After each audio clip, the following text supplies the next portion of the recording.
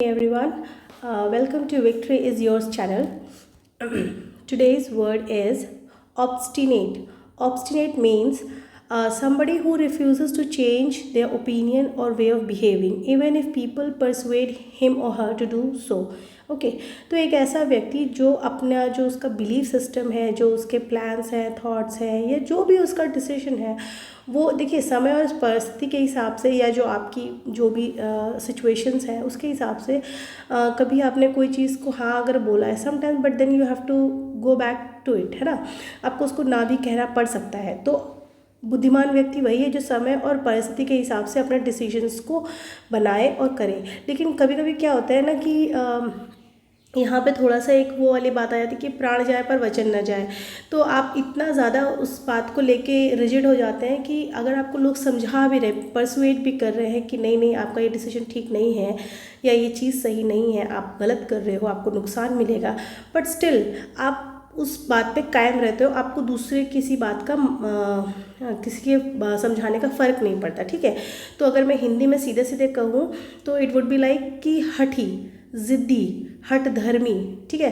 तो इस तरीके के जो पर्सन है उसके लिए ये वर्ड है ऑब्स्टिनेट, ठीक है। इसके सिनोनिम्स है स्टबर्न, बहुत ही कॉमन है, आपने सुना होगा। डॉग्ड एक इनफॉर्मल वर्ड है, और एक दूसरा वर्ड है mulish. Mulish is a word derive from the word mule. Mule means गधा, ठीक है। ग और धा, ग से गमला और धा से धनुष, गधा। मैंने बहुत सारे यहाँ पे मैं 1 सेकेंड का आपका टाइम लूँगी कि ठीक है, हम इंग्लिश सीखने के लिए या और सब कुछ करने के लिए हम इंग्लिश पे तो बहुत ज़ोर देते हैं, उसके प्रोनाउंसिएशन पे भी, स्पेलिंग पे भी, बोलने में, सब कुछ। लेकिन हम अपनी अपनी लैंग्वेज को क्यों भूल रहे हैं। हिंदी में ग और घ दो अलग साउंड हैं, ठीक है।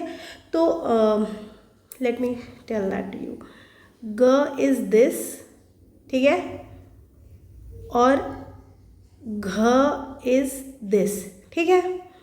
अब गधा अगर होगा तो कैसा होगा, ग धा, ठीक है, ऐसा लिखा जाएगा, ना कि ना कि ऐसे घ धा। कुछ लोग ये साउंड प्रोड्यूस करते हैं, गधा। वाई?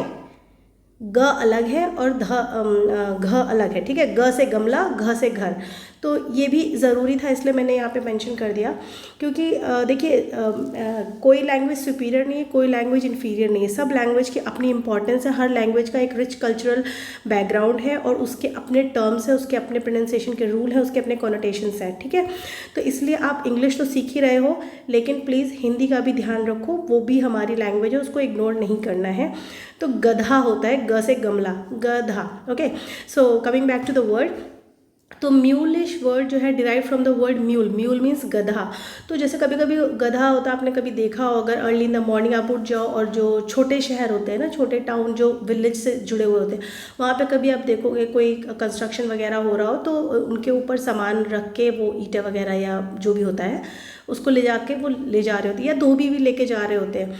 तो कभी कभी गधा जो है अपनी जगह पे एकदम अड़ जाता है कि नहीं मुझे नहीं मूव करना है, और धोबी उसको खींच भी रहा होता है ना, तो स्टिल ही डजंट मूव।